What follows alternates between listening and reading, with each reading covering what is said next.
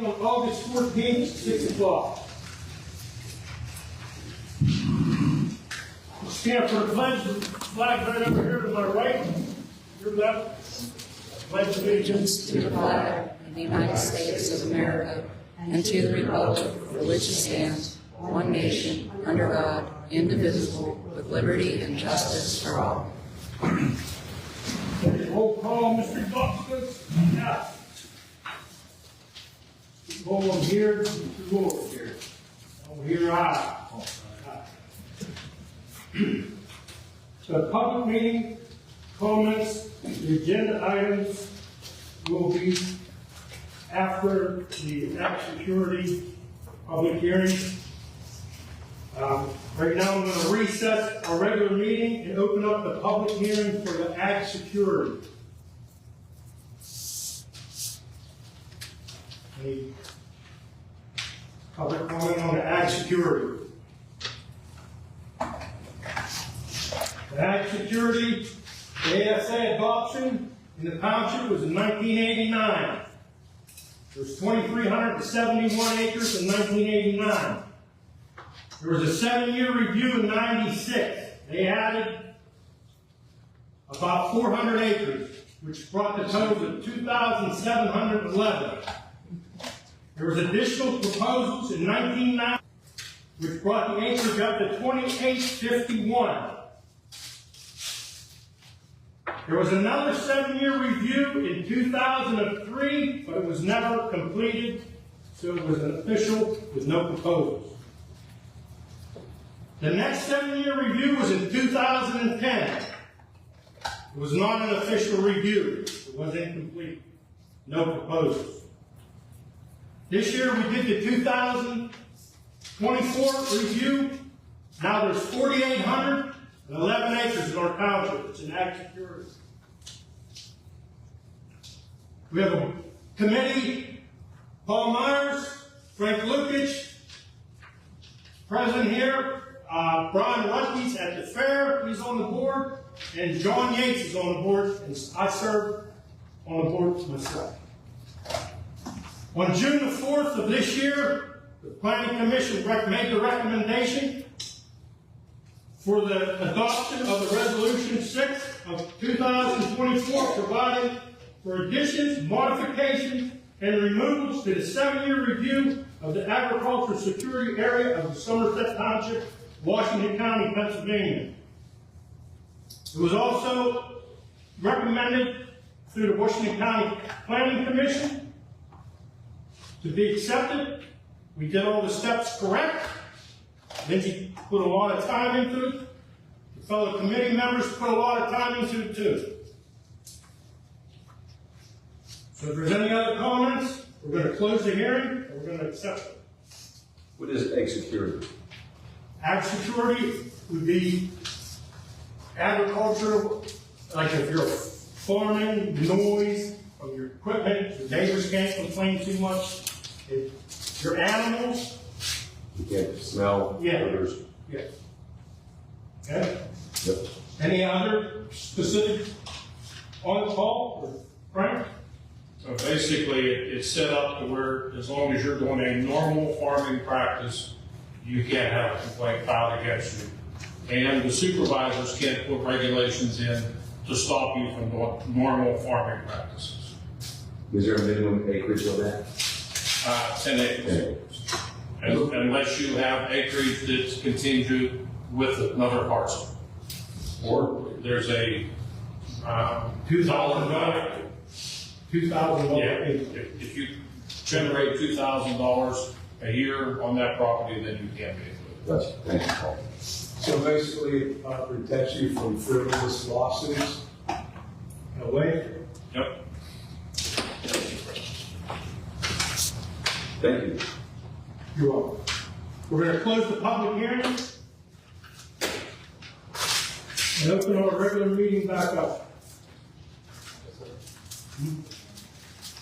Okay, what we're going to do is a little bit different on the public comment. It's just for the agenda items at this moment.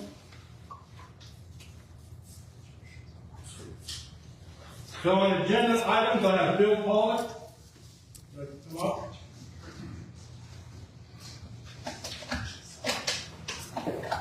Thanks, Joe. I want to comment on the old business item 4A to authorize transfer of Act 13 money to deposit with the Pennsylvania Local Government Investment Trust.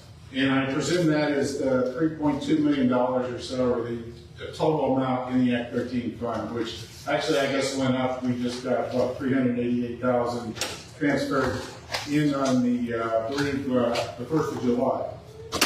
I've got a few questions and some comments I want to make very quickly. The first one is, who else is involved in this? Who was the advisor that recommended we put all of the Act 13 money into this fund? And what are the commissions or other considerations of that person? And then, you want me just to go through everything now, or do you want to answer questions? Go ahead. Okay. This fund, I did some quick research on it, and they said that we're already in this fund. We're in the PLGIT class and the PLGIT prime. That's not something that had been public. I wasn't aware of that. So that's something we'd like some information on. I tried to get information on the return history because those two funds online had showed the PLGIT class has shown 5.09%, that's a 7-day average of the current situation, and the PLGIT prime had shown 5.38, again a 7-day average. I asked them for some history on these numbers. They weren't able to get back to me.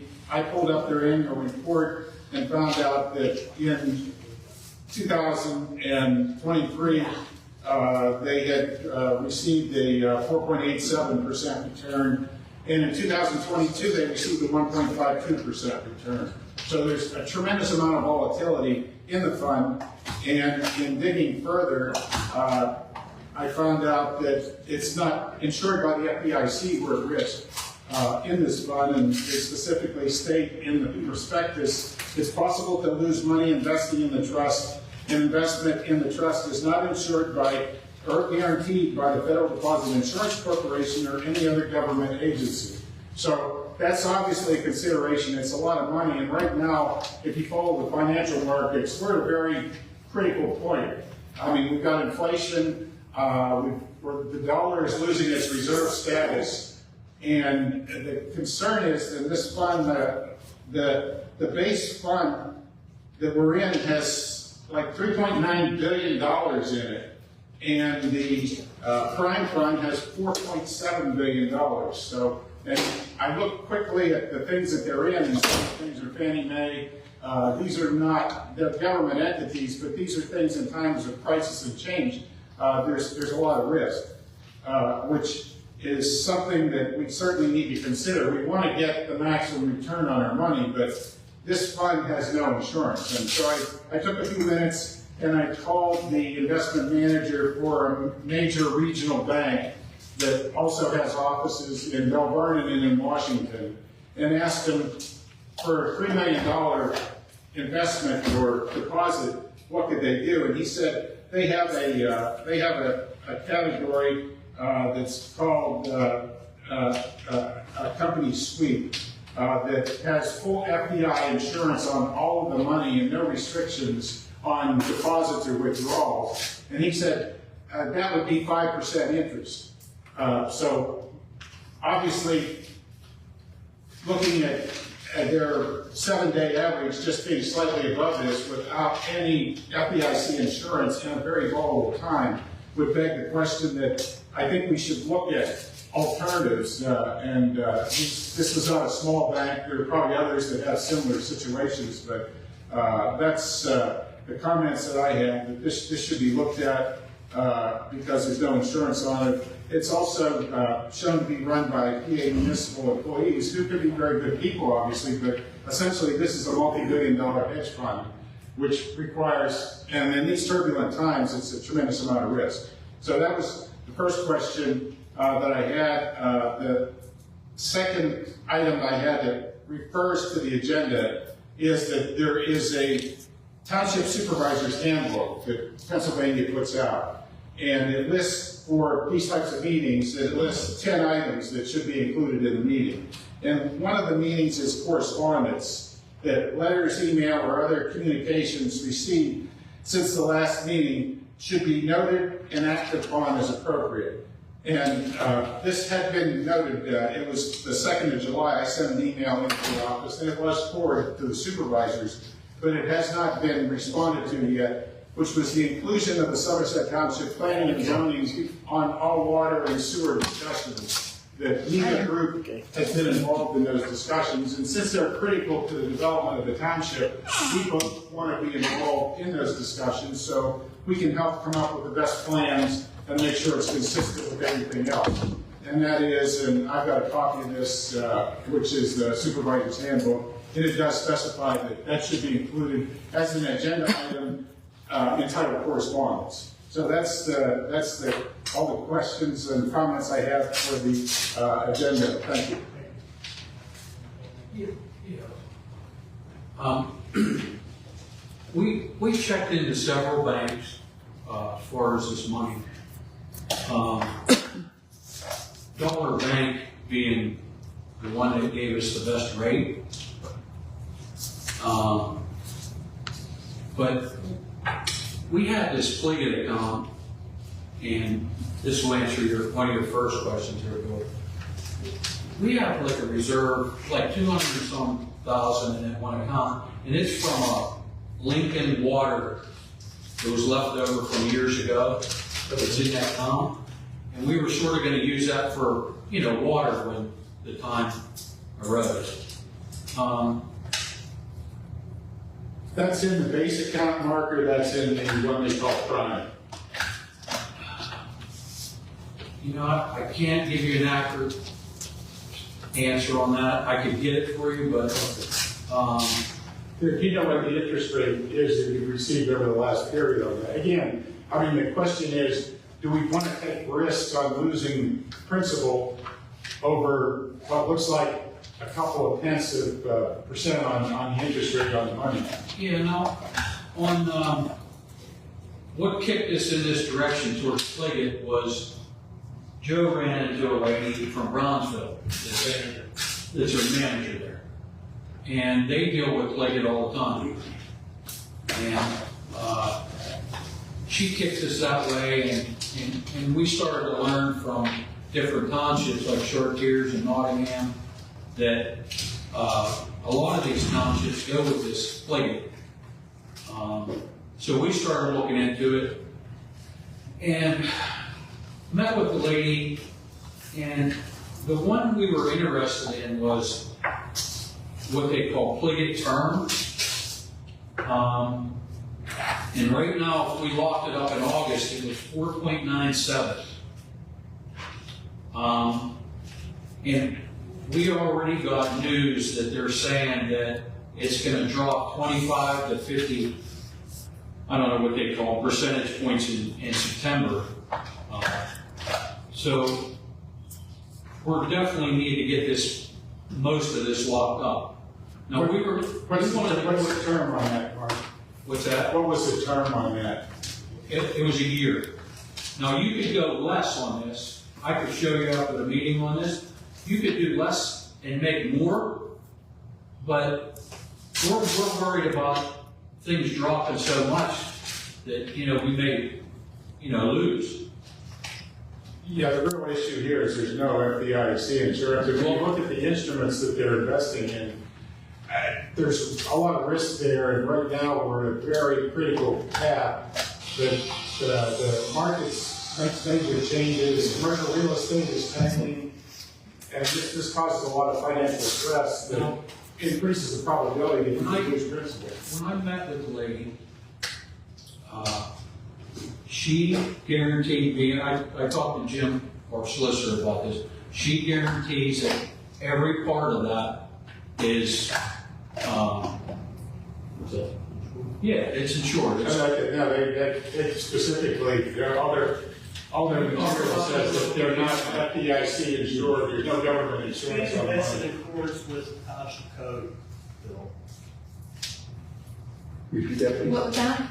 It's being invested as required by the second class Congress. If you get 5% with No, no I'm risk, not why would arguing you with you. get, It's why not, would you get 4.97 with risk?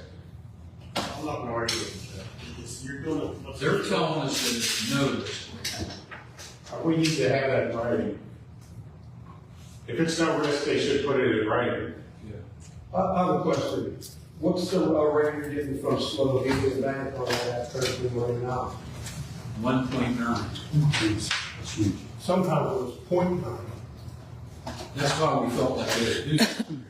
And that, right, which is makes sense.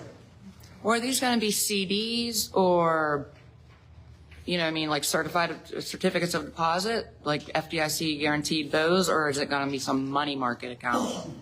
Well, the money markets were, I think they were like variable, where, you know, things could go up and down. There was, you could get into some of these CDs, but there was financing for them and stuff, where they wanted money. This is what we wanted to get in, there was no fees.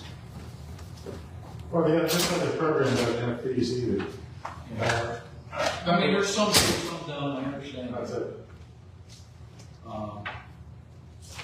This is the way that, you know, the three supervisors got together and talked about it. And there were some other ways we could have went. Dollar Bank had a nice one.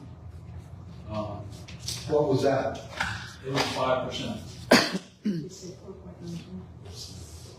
But the problem is the part that I wanted to say, there's a part that they have that's what they call a prime account. And we wanted to put like the bulk of the money in the term and then put a portion of it in that prime. That prime makes a better interest. It's like 5.41, but it can go up and down a little bit. But we wanted to put some in there in case we wanted to do like some kind of capital project like water, sewage.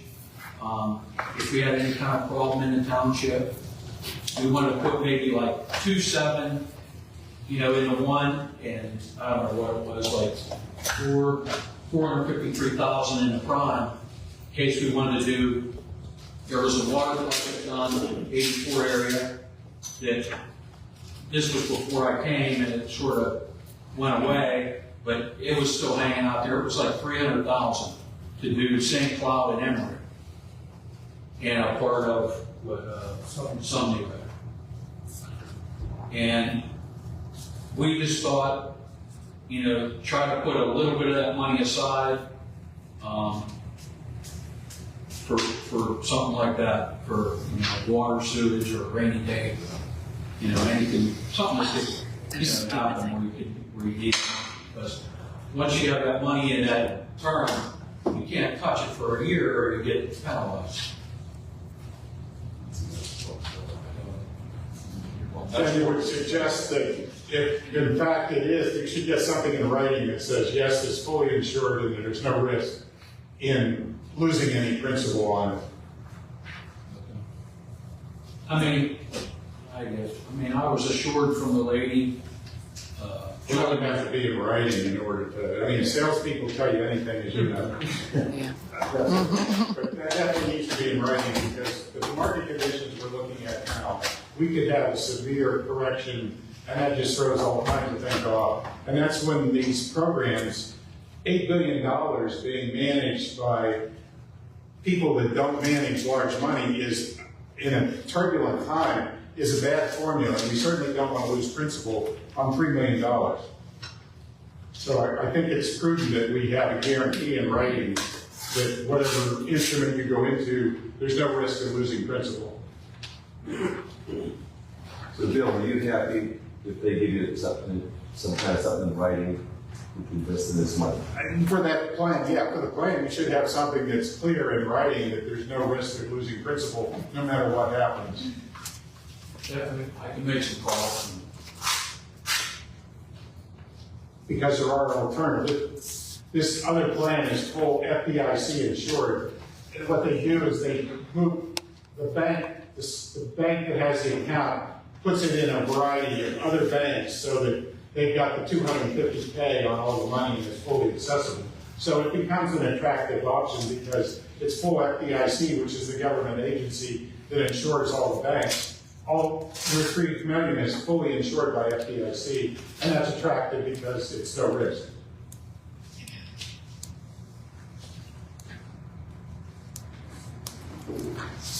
Okay, next one's very quick. Oh, you asked the question that I was going to ask, so. All right. You. Okay, we're going to open back up to our regular meeting here. I need a motion to adopt the R6 2024 Ag Security Area 7-year review. We need a motion. I'll make the motion. Second. All in favor? Yes.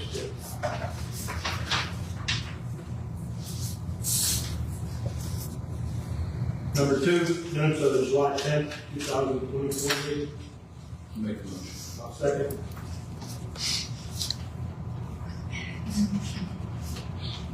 Number 3, approval of checks, warrants, transfers, and listed as any other necessary transfers. I'll make a motion. Second. Number 4, old business. Motion to authorize transfer the Act 13 impact fee funds from current certificate of deposit to the Pennsylvania Local Government Investment Trust with the condition that the investment of the township funds shall be in compliance with the Pennsylvania Class Township Code 53 PS Section 68204, investment of township funds. On this motion. Second. New business. Our emergency operation plan is the R7-2024. Consider adoption of a resolution 7 of 2024. The emergency operation plan that outlines emergency response procedures of the Somerset Township District. I'll make the motion. Second.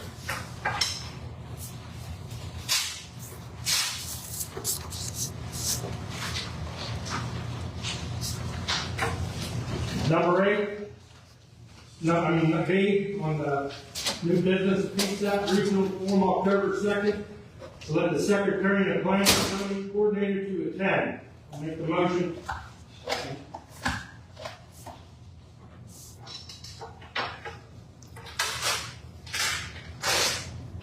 C, motion to approve the 2024 to 2025 property and liability policies. This is our insurance on our buildings or equipment. I'll make the motion.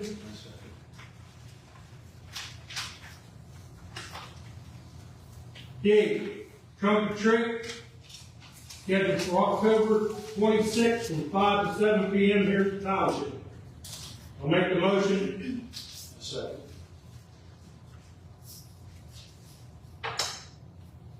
Country Christmas, scheduled for December 7th from 4 to 7 here at our township building. I'll make the motion. Second.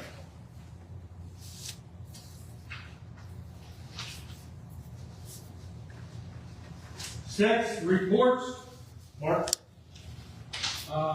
Yeah, I wanted to touch base on, we've been working with the fire department again on developing what they call a home base for each of their fire departments. So throughout our township, we divided those fire companies into five sections. And with the purpose of eliminating a lot of them running, like say Ellsworth running all the way down to 519.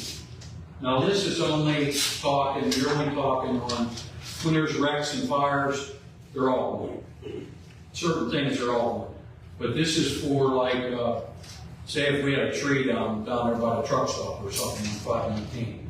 We don't want Ellsworth going all the way down there. So they developed, this program that,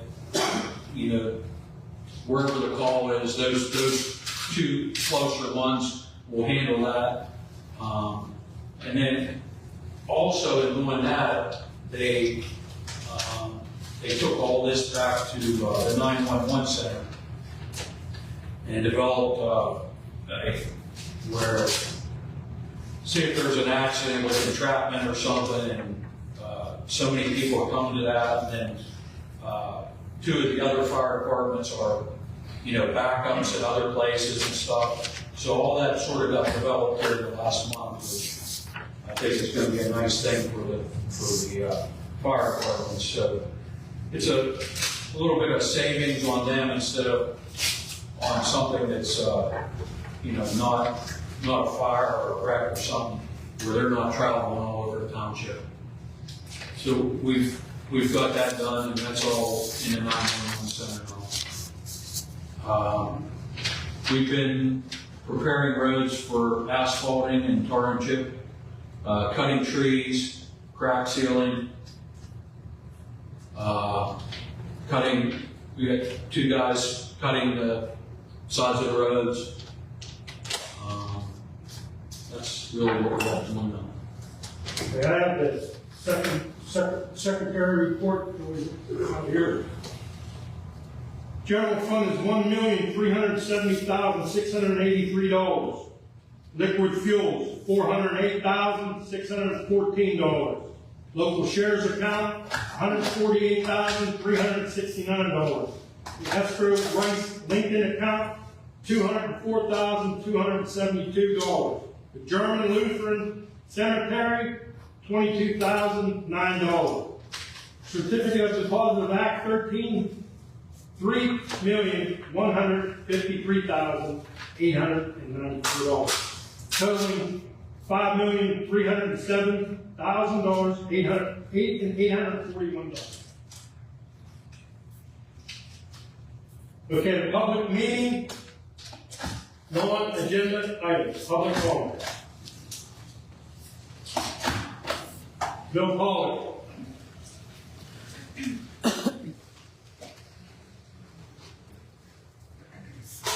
Thanks, Joe. I just wanted to bring up a couple of other items on the public meetings.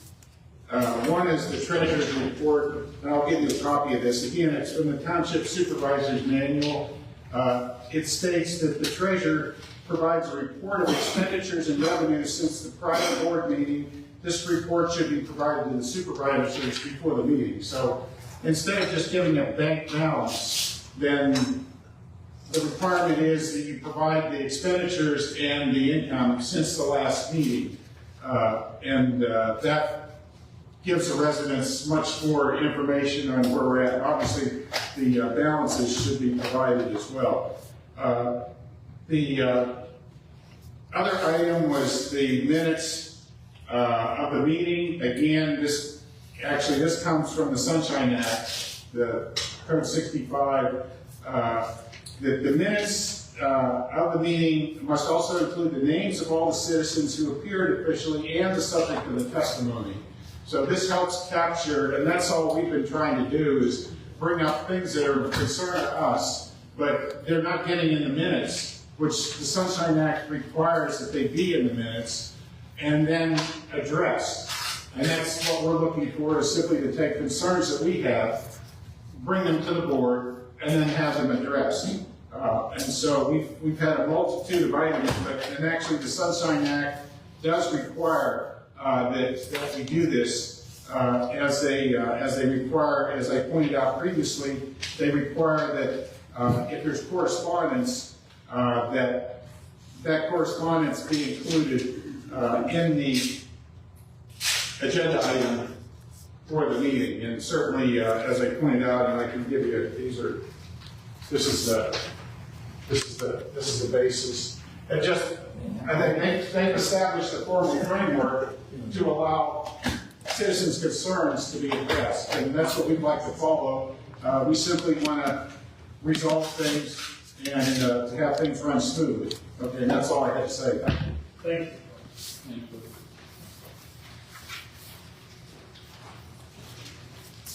Kathy Kennedy.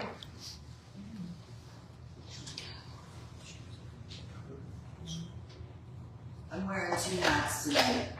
I'm the coordinator of the 84 Community Food pantry, and I'm also a resident and taxpayer.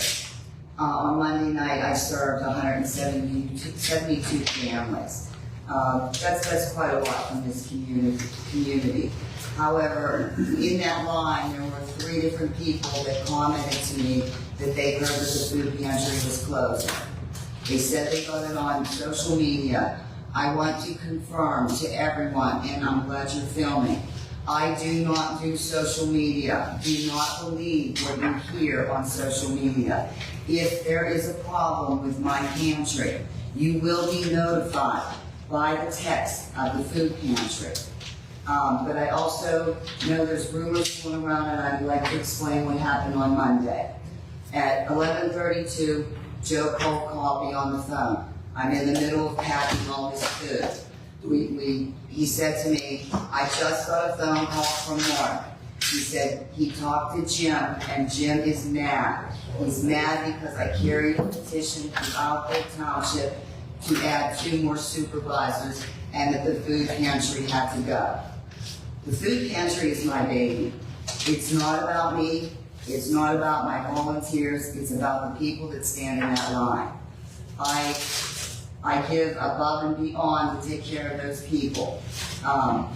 So I instantly, and Joe Stacken said to me, this is secondhand news. He did not know that for a fact. It was secondhand news. And I immediately, at 11:46, called Jim. Unfortunately, he was at work. He was busy. He did talk to me. And I asked him, I said, what is this about? You're upset at me about carrying this petition. I said, did anybody even look at the petition that I turned in? And he says, I'm busy right now. I don't know anything about the pantry. Happen to leave. I will call you back. I was outside. My volunteers are in here handling everything. I was upset, and honestly, I do wear my heart on my sleeve. I do cry. And it was heartbreaking. My volunteers saw my reaction, but I did not say anything at that point. I went straight back and I knocked on the door for Mark in the break room. Mark came out and spoke to my husband and I in the garage. And Mark was upset that I carried his petition to get 5 supervisors instead of 3 supervisors. And I asked Mark, did you look at the names on the petition? And he said, no, we're reviewing those now. He did look at the name that carried the petition, but he did not see who it was. It was myself, it was my husband, it was my mother-in-law, my father-in-law, and my son. I did have my best friend. She signed it also because she has 200 acres in Somerset Township. When I turned this in, I asked them, I said, she has 200 acres and she does not vote in Somerset. They scratched her off immediately. I signed it right there. She notarized it. No other names were put on there. It was strictly my family. I am not the enemy. But as we were done packing, I had to explain to my volunteers that I felt that I was being punished for carrying this petition, which that is my right. You know, it has nothing to do with my pantry. It's the way I believe. And so when I was getting ready to leave, Mark came down to my car and said to me, you know, and he said that he had gotten a paper towel holder for the men's room, which really made me happy. Thank you very much. But he also said that they were upset about that, and they were also upset about the fact that the proceeds from the 50-50 on the chili cook-off that the Transparency Group is going to the 84th Community Food Pantry. I was not aware of this. I had no clue. And before Monday, Mr. Pollack, had I ever spoke to you before? No. Stephanie, have I ever spoke to you other than You introduced yourself, yep. Introduced myself, and that was it. Yeah, I didn't let you know. I didn't talk to you about anything. Contact me and let me know Nope. that I was getting those proceeds. I will take any and all donations. Right now, our government is on break. They will not be back until September 9th. I did not have a budget in July. I did not have a budget in August, and my pantry is September 9th. I will not have a budget by September 9th. All my money is coming from donations. That's how I'm still able to feed these people. Now, at 2:44, Joe called me and he said he promised me that he would get to the bottom of it, and thank you, he did. Yesterday, he called me back and he's told me that Mark was on speakerphone. Mark informed me that he misspoke, and I wish Jim was here tonight. He misspoke, and Jim did not say the pantry had to go. So if this was said, I still don't understand who it was, and I questioned Mark about it, and he kept saying, some people are upset, and I kept asking you, what people, please, I'd like to smooth it over. I have tried, I did not join the transparency group, I stopped coming to these meetings. I do not give out emergency food anymore, I do not enter this building without notifying one of the supervisors, and it's never during working hours. We leave this place better than when we came, and we even sometimes leave our paper towels if there's none in there. This is the second time I've had to defend this pantry, and I don't understand why it's constantly up for debate. They reassured me on the phone, Mark does support this pantry, is that correct? As long as I'm here, you'll be in this building. And Joe does support this pantry. Jim unfortunately isn't here, but he has always told me he will support this pantry. Good. This pantry is, again, not about any of us. Nope. It's about those that are struggling. Thank you for listening, and I'm going home to where I should be right now, and that's by my husband's side while his mother is dying. But I chose to be here to defend my pantry.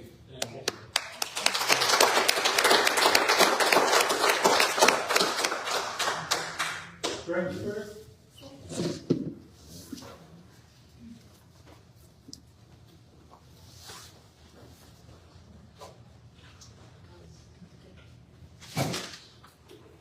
I'm Greg Spriggs, I live on Chicken Road, and I've been on the zoning hearing board for more than 25 years. So, again, as I've done previously, we're going into way back, because I've seen many supervisors come through here, many.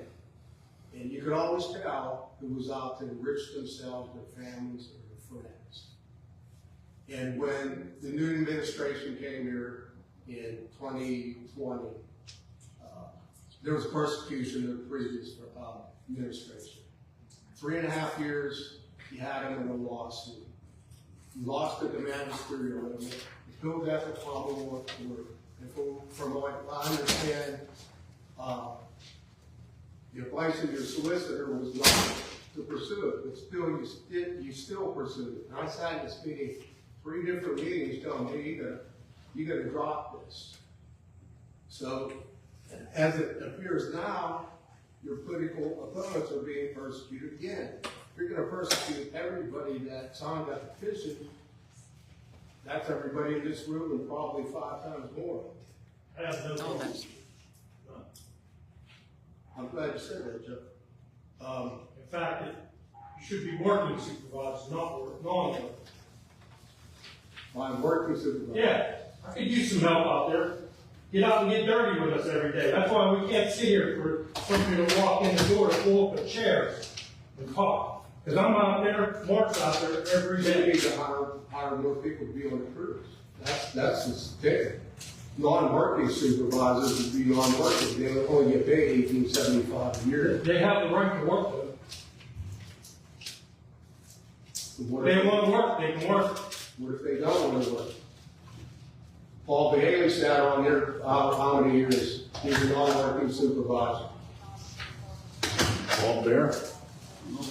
I mean, Yeah, I mean, there's some that Some don't don't. want to work, I mean, but, I mean, we could use the help. if, if somebody Then hire people. wins or whatever, wins election or whatever, they want to work, that's their right to work.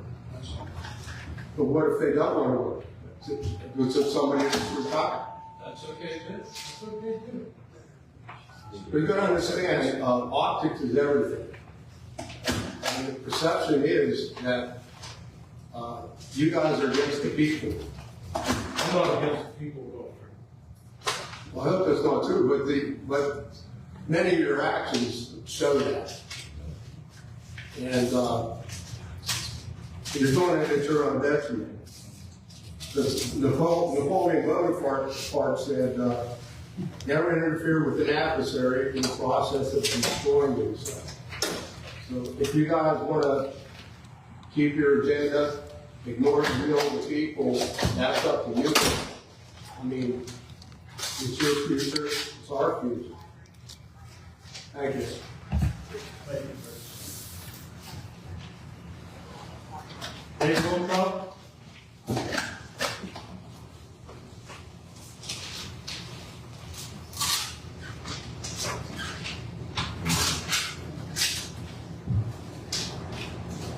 Dave Wiltrout, 34 Hudson Road. All right, I understand that Fox knows he's not here. He's still part-time supervisor. He just comes for the meeting, correct? Paul, can you tell me, is he, his insurance, is he fully covered under his insurance? You know that yet? I can't answer it, but he could be if he so desired. Well, I don't understand. You should, any other job, you would have to work so many hours to retain your insurance. Am I correct? Right. Well, exactly right. I'm just saying, that's something we ought to check into. I mean, if he's only here part-time just for a meeting, he can't even show up for that. I mean, why are we paying his insurance? He's not getting it. He's not getting paid. His insurance isn't getting covered? No. Well, that's what I'm saying. We're trying to figure this out. No, he's not. No, he's not. You know 100%. All right, well, we'll find this out, and then we heard it, right? So that'll be documented. He gets paid, he gets insurance from his new job. Well, okay, that's what I'm just asking. Yeah, no, That's what I'm asking. Yeah, I mean, see, the house is what it is. Yeah. Well, I mean, that's what I'm just cleaning it out. Yeah. So, but then again, like, the reason for these other supervisors is we want somebody that you have to, all right, say, well, of course you guys are together right now, but say, like, you already voted this in. Bill brought to your attention about the FDIC. If that's, who's going to be liable for that if they go belly up, if they lose all that money? For all you just think about it. I mean, he talks for no reason. He's telling you they're not insured. And that woman, like he said, she's a salesman. And they just told you what you wanted to hear, and that's why you're trying to go that way. You gotta do your homework and do it. I mean, you work for us. I mean, the whole town should.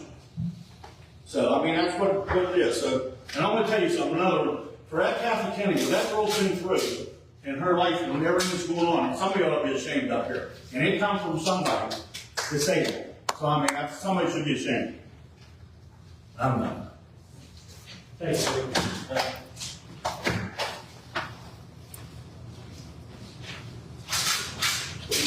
Make the motion to adjourn the meeting.